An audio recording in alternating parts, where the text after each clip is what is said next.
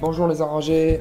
Alors aujourd'hui on va essayer de décortiquer un mouvement bien connu de tous que tout le monde appelle souvent le Yago, qui fonctionne plus ou moins bien et qui est souvent anticipé par les défenses comme là on peut le voir avec un poste 3 qui sort et un arrière qui ne se met pas en position de tir. Mais ce mouvement là moi je le trouve intéressant si on cherche à aller un petit peu plus loin.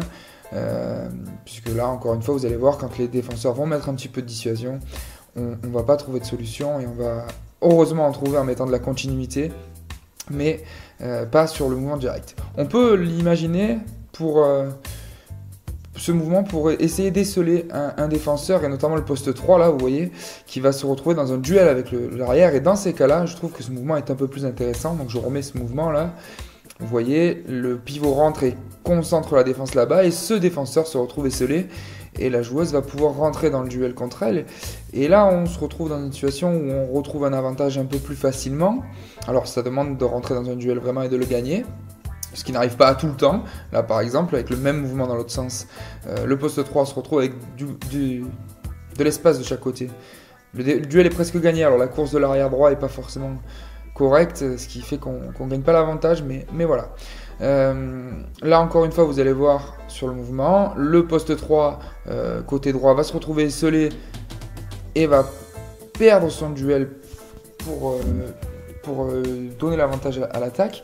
Donc là on revoit ce mouvement, vous avez le pivot qui va se retrouve extérieur, l'arrière qui fixe le poste 3 de gauche et le poste 3 de droite se retrouve esselé. Vous allez voir qu'il perd pas vraiment mais il est en échec un petit peu et ça oblige l'autre poste 3 à venir fermer et on trouve donc une solution dans la continuité.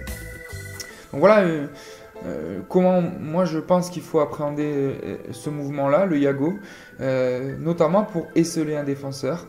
Là, si on ne respecte pas les timings, c'est-à-dire que là, la passe serait donnée maintenant, il est bien esselé. Par contre, l'arrière droit dribble et on retrouve beaucoup moins d'espace après la sortie de balle, ce qui est du coup plus difficile pour le joueur de gagner le duel. Donc, je vous ai encore séquencé la même chose, mais ce coup-ci pour esseler un poste 2 avec un mouvement de l'ailier qui était en pivot et qui sort. Et vous voyez que ce mouvement amène un duel, encore une fois, fort. On a aussi la possibilité, dans les variantes, de rentrer le pivot au milieu et de voir s'il n'y a pas des mouvements de glisse possibles, puisque c'est un mouvement qui sort beaucoup les défenseurs en général. Et là, vous voyez qu'elle trouve une solution avec cette glisse du pivot dans le dos des postes 3 et du poste 2. Et puis pour finir, on a aussi la possibilité de rentrer le pivot au milieu et là de tourner autour, ce qui aplatit la défense et permet à l'arrière gauche d'aller marquer assez facilement. On va avoir la même chose ici.